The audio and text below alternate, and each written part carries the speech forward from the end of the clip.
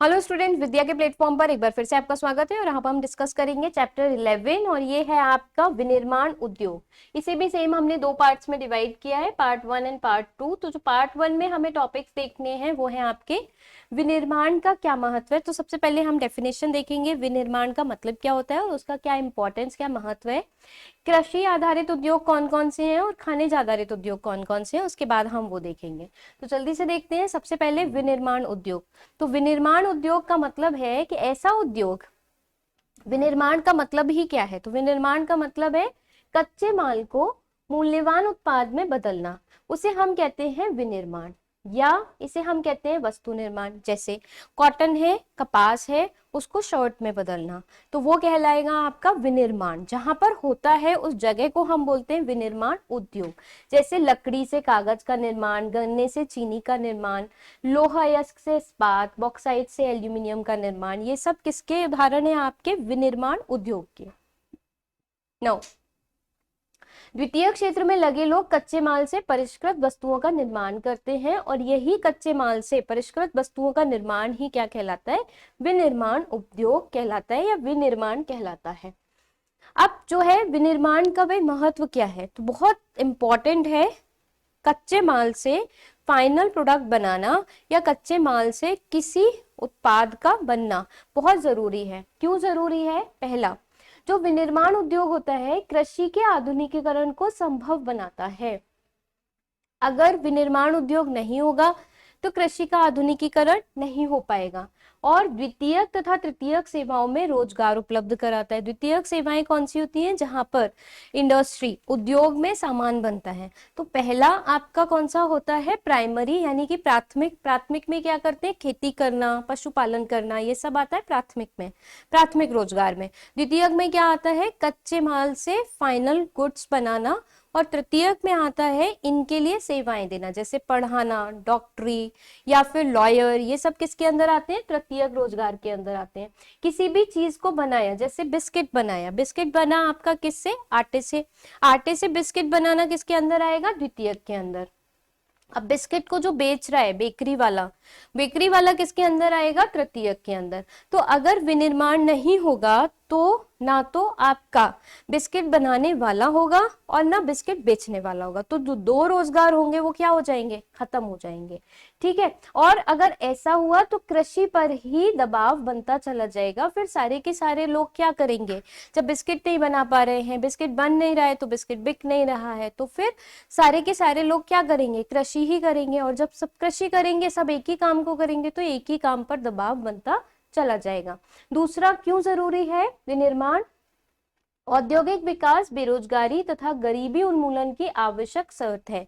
जब तक आप औद्योगिक विकास नहीं करेंगे, उद्योगों का विकास नहीं करेंगे, तब तक बेरोजगारी नहीं खत्म होगी। क्योंकि जब औद्योगिक विकास होता है, उद्योग विकसित होते हैं, तभी सामान बनता है। सामान बनता है तो बाहर विदेशों में बिकने के लिए जाता है। विदेशों में बिकने के लिए जाता है तो ज्यादा पैसा आता है। ज्यादा पैसा आता है तो गरीबी खत्म होती है। ठीक है। सार्वजनिक तथा सार्वजनिक निजी क्षेत्र में लगे उद्योग लोक कल्याण को प्राथमिकता देते हैं। जब पैसा नहीं होगा तो लोक कल्याण नहीं किया जा सकेगा। जो सरकार होगी वो अस्पताल नहीं बनवा पाएगी, एम्स नहीं खुलवा पाएगी, जब तक उसके पास पैसा नहीं होगा। जनजातीय पिछड़े इलाकों में उद्योगों की स्थापना का उद्देश्य क्षेत्रीय असमानताओं को कम करना होगा। जब तक उद्योग नहीं लगेंगे, विनिर्माण उद्योग नहीं लगेंगे, तब तक क्षेत्रीय असमानता बनी रहेगी। एक जगह बहुत आपकी इंपॉर्टेंट हो जाएगी, बहुत ज्यादा फलने फूलने लगेगी, एक नहीं फलेगी फूलेगी, तो असमानता आ जाएगी। वस्तुओं का निर्यात एक और वाणिज्य व्यापार को प्रोत्साहित करता है। विदेशी मुद्रा का प्रवाह देश में होता है अगर विनिर्माण उद्योग होगा तो।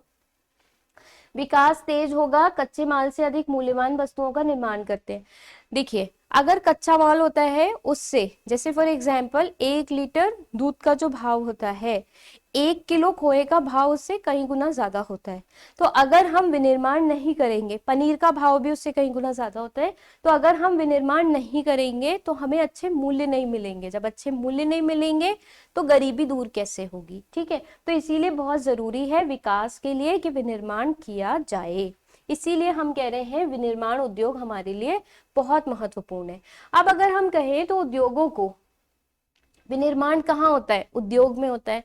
उद्योग क्या है? एक ऐसा एरिया है, एक ऐसा प्लेस है जहां पर कच्चे माल से प्रोडक्ट बनाया जा रहा है, अच्छा प्रोडक्ट बनाया जा रहा है, वैल्यूएबल प्रोडक्ट बनाया जा रहा है। उस जगह को, उस एरिया को हम कहते हैं उद्योग। अब उद्योगों को हम कई तरीके से विभाजित कर सकते हैं। पहला किसके आधार पर? प्रयुक्त कच्चे माल के स्रोत के आधार पर, यानी कि ऐसा उद्योग जिसमें कच्चा माल कैसा इस्तेमाल हो रहा है। अगर कच्चा माल कृषि से मिल रहा है तो हम उसे कहेंगे कृषि आधारित उद्योग। क्या हो सकता है? सूती वस्त्र। सूती वस्त्र उद्योग कैसा है? कृषि आधारित है। क्यों? कच्चा माल कहाँ से मिल रहा है? हमें कृषि से मिल रहा है। कपास, ऊनी वस्त्र, ऊन मिल रही है। रेशम वस्त्र, सिल्क, हमने कल ही देखा था। रबर, चीनी, चाय, कॉफी, ये सब कैसे उद्योग हैं? कृषि आधारित। खनिज आधारित भी हो सकते हैं, जिसपे कच्चा माल क्या हो? खनिज हो। कौन से उद्योग? सीमेंट, इसमें क्या इस्तेमाल करते हैं? चूना पत्थर। चूना पत्थर क्या है? खनिज। लोहा इस्पात क्या है? ये वाला उद्योग खनिज इस्तेमाल करते हैं, लोहे का खनिज इस्तेमाल करेंगे। एल्यूमिनियम, बॉक्साइट का इस्तेमाल करेंगे। मशीन, औजार, इन सब में क्या इस्तेमाल कर रहे हैं? खनिज। इसके बाद आता है दूसरा वर्गीकरण, प्रमुख भूमिका के आधार पर, यानी ऐसा उद्योग जिसकी भूमिका क्या है। अगर जिसकी भूमिका हमारे विकास में बहुत जरूरी है तो वो हो जाएगा आधारभूत उद्योग, यानी कि घर बनाने के लिए या फिर कहीं भी अवसंरचना निर्माण के लिए अगर उस उद्योग की बहुत जरूरत है तो उस उद्योग को हम बोलेंगे आधारभूत उद्योग। जैसे इस्पात उद्योग, जैसे एल्यूमिनियम उद्योग, जैसे तांबा उद्योग। अब तांबा उद्योग अगर नहीं चलेगा तो बिजली का काम ही नहीं हो सकता, क्योंकि हर तरीके के बिजली के काम में तांबे का वायर लगता है, तांबे का तार लगता है। अगर तांबा उद्योग नहीं चलेगा, तार बनाना बंद कर देगा, तो बिजली का काम होना बंद हो जाएगा। तो इसलिए वो कैसा उद्योग है हमारे लिए? आधारभूत। ठीक है। नेक्स्ट आता है उपभोक्ता उद्योग। वो उद्योग जो उपभोक्ता के लिए बहुत जरूरी होता है, जो खाने के लिए हमारे लिए बहुत जरूरी होता है, जैसे कि चीनी उद्योग। अगर चीनी ना बने, गन्ने से चीनी ना बने उद्योग के अंदर, तो हम फिर चाय में क्या डालेंगे? कॉफी में क्या डालेंगे? उपभोक्ता खत्म हो जाएंगे उसके। तो ये हमारे लिए बहुत जरूरी उद्योग है, उपभोक्ता उद्योग। पंखे, पंखा हम क्या करते हैं? उपभोग करते हैं, गर्मी लगती है पंखा चला लेते हैं। सिलाई मशीन, कपड़े सिलने के लिए इस्तेमाल होता है। कागज, अगर कागज नहीं बने, मान लेते हैं कागज का बनना बंद हो जाए उद्योग में, कागज उद्योग में कागज बनना बंद हो जाए, तो लिखेंगे किस पर? किस पर लिखा जाएगा? किस पर पढ़ाई होगी? तो ये बहुत जरूरी हमारे लिए उपभोग करने वाला उद्योग है। तो दूसरा प्रकार ये हो गया। नाउ इसके बाद आते हैं हम तीसरे प्रकार पर। हमने देखा प्रमुख भूमिका के आधार पर हमने कर लिया, आधारभूत हो गए, उपभोक्ता उद्योग हो गए। अब थर्ड जो आता है वो है पूंजी निवेश के आधार पर। तो पूंजी निवेश के आधार पर अगर हम देखें तो किसी भी लघु उद्योग को परिभाषित करने का आधार परिसंपत्ति की एक इकाई पर निवेश है, यानी कितना निवेश किया जा रहा है। अधिकतम स्वीकार्य निवेश के आधार पर जो लघु उद्योग है उसको महत्व दिया जाता है और उसमें बदलाव संभव है, यानी हम बदल सकते हैं कि स्टार्टिंग में हमने जितना निवेश किया उसके बाद ज्यादा निवेश कर सकते हैं। अभी अधिकतम कितना स्वीकार्य है? तो लगभग 1 करोड़ तक का निवेश अभी इस समय स्वीकार्य है किसी भी लघु उद्योग के लिए। अब आता है चौथा टाइप, जिसमें हम बात करते हैं स्वामित्व के आधार पर। तो स्वामित्व के आधार पर 4 हो सकते हैं। पहला है सार्वजनिक क्षेत्र के उद्योग, जिन्हें हम बोलते हैं सरकारी उद्योग। इसमें क्या होता है?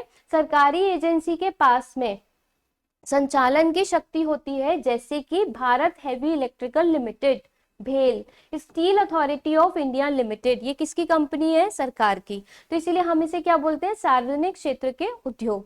फिर दूसरा आता है निजी क्षेत्र के उद्योग, जिसका पूरा का पूरा संचालन का जो रिस्पॉन्सिबिलिटी होती है वो किसके हाथ में होती है? निजी के हाथ में होती है।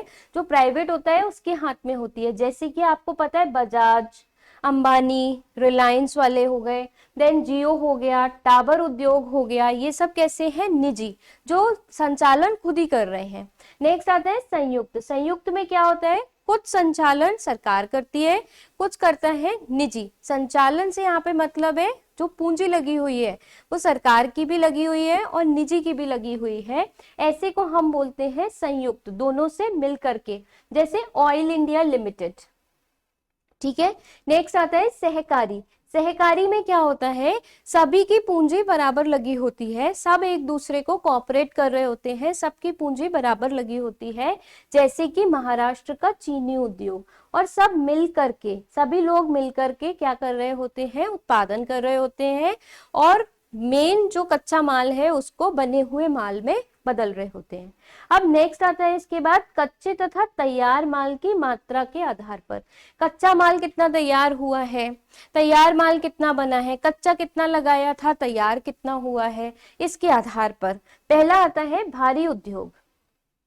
क्या होता है, इसमें भारी युक्त कच्चे मालों का प्रयोग होता है।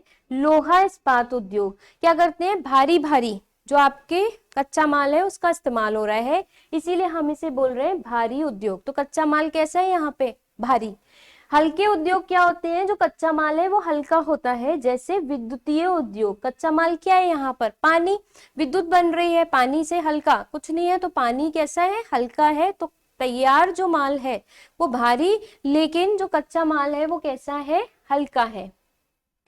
नेक्स्ट आता है कृषि आधारित उद्योग। अब यहाँ पर वही डिटेल करी हुई है आपकी, हम जल्दी से एक एक करके देख लेंगे। जो कृषि आधारित है, कृषि आधारित मतलब वहां पे कच्चा माल क्या होगा, कृषि से मिलने वाला होगा। पहला है वस्त्र उद्योग। अब वस्त्र उद्योग में कई हो सकते हैं, जैसे कि सूती वस्त्र उद्योग, रेशम वस्त्र उद्योग। अब जैसे अगर हम बात करते हैं वस्त्र उद्योग की, तो जो वस्त्र उद्योग है भारत का वो बहुत जरूरी है उसकी अर्थव्यवस्था के लिए, क्योंकि हमारे यहाँ पर कपड़े का बहुत ज्यादा उत्पादन किया जाता है। इंग्लिश में बोलते हैं टेक्सटाइल उद्योग या टेक्सटाइल इंडस्ट्री। बहुत ज्यादा रोजगार देती है ये इंडस्ट्री, काफी लोग होते हैं जो इसमें रोजगार कर रहे होते हैं। देश के कुल औद्योगिक उत्पादन का 14% प्रदान करता है ये उद्योग। यानी हमारे देश में जितना उद्योगों का उत्पादन है 100%, उसमें से 14% आपका देता है वस्त्र उद्योग ही। और कृषि के बाद सबसे ज्यादा रोजगार यही उपलब्ध कराता है। तो हमारे यहाँ पर सबसे ज्यादा लोग कृषि में लगे हैं। सेकेंड नंबर पर जो लोग लगे हुए हैं वो किस में लगे हुए हैं, वस्त्र उद्योग में। लगभग 3.5 लाख लोग हैं जो वस्त्र उद्योग में काम कर रहे हैं। और ये कितनी विदेशी मुद्रा अर्जित करता है, 24.6% विदेशी मुद्रा, यानी इसका निर्यात किया जाता है और विदेशों से पैसा कमा लिया जाता है।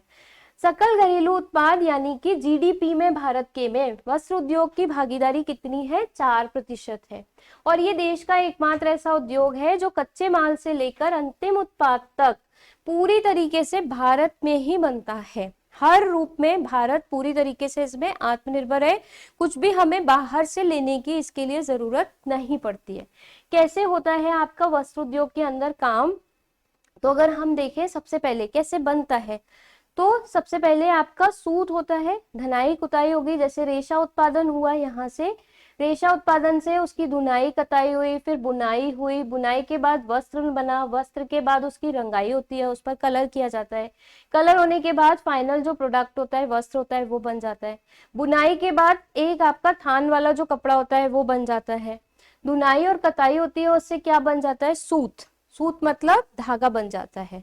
तो इस तरीके से आपका जो रेशा उत्पादन होता है उससे क्या बनता है, कच्चा रेशा बनता है। तो पहले कच्चा रेशा बनता है, फिर धनाई कुताई होती है, उससे पूरा लंबा रेशा बनाया जाता है, फिर लंबे रेशे से बुनाई होती है, बुनाई से फिर वस्त्र का निर्माण होता है, फिर वस्त्र की रंगाई होती है, तो फाइनल बन जाता है। पहला आता है सूती वस्त्र उद्योग। सूती वस्त्र उद्योग बहुत पुराना है, हमने हिस्ट्री वाले में भी देखा था कि इंडिया के अंदर किस तरीके से सूती वस्त्र उद्योग आया, और ब्रिटिशर्स ने, जो हमारे यहाँ पर ब्रिटिश आए थे, उन्होंने कैसे उसको कैप्चर किया। बहुत मुख्य भूमिका है जो सूती वस्त्र उद्योग हमारे यहाँ पर निभाता है। भारत में पहला सूती वस्त्र उद्योग 1854 में मुंबई में लगा था, ये भी ध्यान रखते हैं। और जो विश्व युद्ध हुए दोनों, यहाँ पर इंग्लैंड में कपड़ों की मांग बढ़ी, और हमने देखा था कि तभी भारत में सूती वस्त्र उद्योग को प्रोत्साहन भी मिला था, क्योंकि वहां कपड़े की मांग बढ़ रही थी और इसीलिए भारत में ज्यादा से ज्यादा कपड़ा सूती वस्त्र उद्योग बनाया जा रहा था। और बाद में ये किसके अधीन था, ब्रिटिशर्स के अधीन था। अब आता है भारत चीन के बाद विश्व का दूसरा बड़ा सूती वस्त्र उत्पादक देश है। पहला चीन है, दूसरा भारत है। कपास के उत्पादन में भारत शीर्षस्थ देश है, यानी सबसे ज्यादा कपास का उत्पादन भारत करता है। कपास के निर्यात में भारत चीन के बाद दूसरा बड़ा देश है। वर्तमान समय में भारत 5 करोड़ किसानों का जीवन कपास की खेती पर आधारित है। भारत में बहुत ज्यादा मात्रा में कपास की खेती की जाती है। उसके बाद भारत जापान को सूत का निर्यात करता है, यानी कच्चा माल देता है। और भारत में बने सूती वस्त्र बहुत देशों में जाते हैं, जैसे कि Africa, Sri Lanka, Singapore, Nepal, America, England, इन सब जगह पर भारत के कच्चे जो बना हुआ सूती वस्त्र है उसकी मांग है। ये अगर आप देखें तो भारत के वस्त्र उद्योग का एक यहाँ पर ये डायग्राम आपको दिख रहा है। सूती वस्त्र उद्योग का क्षेत्र कौन सा है, जैसे यहाँ पर पोरबंदर है, अहमदाबाद है, इसके अलावा आपका सूरत है। और ऊनी वस्त्र उद्योग का कौन सा है और रेशम वस्त्र उद्योग का कौन सा है। अब आता है पटसन उद्योग। पटसन क्या है, एक तरीके का रेशा होता है। कैसा होता है, जूट के जैसा ही होता है। ठीक है, भारत में पहला पटसन उद्योग कहाँ लगा था, कोलकाता के निकट रिसरा में। ठीक है, 1859 में। वर्ष 1947 में जब स्वतंत्रता हो गई तो विभाजन के कारण जूट की जो मिलें थी भारत और पाकिस्तान के बीच में बट गई, पूर्वी पाकिस्तान में चली गई और जो उत्पादन का क्षेत्र था वो भारत में रह गया। तो बहुत ज्यादा लॉस हुआ आपका किसको, पटसन उद्योग को। ठीक है, भारत में जूट एकीकृत विकास योजना भी चल रही है, क्योंकि हम क्या करने लगे थे, जूट के थैलों की जगह पर किसका इस्तेमाल करने लगे थे, प्लास्टिक की पन्नी का, और वो हमारे लिए बहुत हार्मफुल है। जिसलिए हमारे यहाँ पर योजना चली जूट एकीकृत विकास योजना, कि जूट को बढ़ावा देना है, जूट के बने हुए बैग्स को बढ़ावा देना है। ठीक है,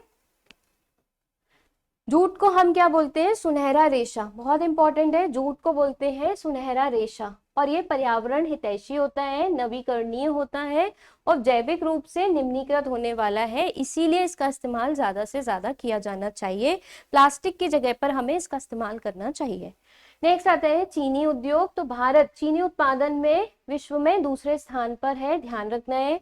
चीनी गुड़ से क्या मतलब जो आपका गन्ना होता है उससे गुड़ बनता है, खांडसारी बनती है, और इसमें भारत सबसे ज्यादा बनाता है। कच्चा माल इसका क्या है, गन्ना है। भारी होने के कारण रुलाई में पाए जाने वाले सुक्रोज की मात्रा घट जाती है। तो चीनी उद्योग की आदर्श स्थिति क्या होनी चाहिए, वही होनी चाहिए कि जहां पर गन्ना उत्पादन का क्षेत्र हो उसके पास में ही चीनी मिल लगी हो, और जहां चीनी मिल लगी हो और जहां पर गन्ना उत्पादन का क्षेत्र हो, दोनों के बीच में जो परिवहन हो वो बहुत अच्छा होना चाहिए, सड़कें बहुत अच्छी बनी होनी चाहिए, जिससे कि इधर किसान गन्ने को काटे और इधर जल्दी से जल्दी मिल में पहुंचा दे, जिससे कि सुक्रोज ज्यादा सूखने ना पाए। ठीक है, प्रमुख राज्य यूपी, बिहार, पंजाब, महाराष्ट्र, कर्नाटक, ये सब है। 60% उत्तर प्रदेश में चीनी मिले हैं। इसके अलावा आपकी साउथ में भी है। बहुत सारी मौसमी दिशाओं पर भी निर्भर करता है, जैसे कि गर्मी नहीं होनी चाहिए बहुत ज्यादा, मौसम कैसा होना चाहिए, ठंडा, शुष्क नहीं होना चाहिए, मॉइस्ट होना चाहिए, क्योंककि सुक्रोज नहीं तो गन्ने का सुक्रोज जो होता है, रस जो होता है वो सूख जाता है। ठीक, नेक्स्ट आता है खनिज आधारित उद्योग। तो जो खनिज आधारित उद्योग है उसमें खनिज का इस्तेमाल होगा। पहला हो गया लोहा इस्पात उद्योग।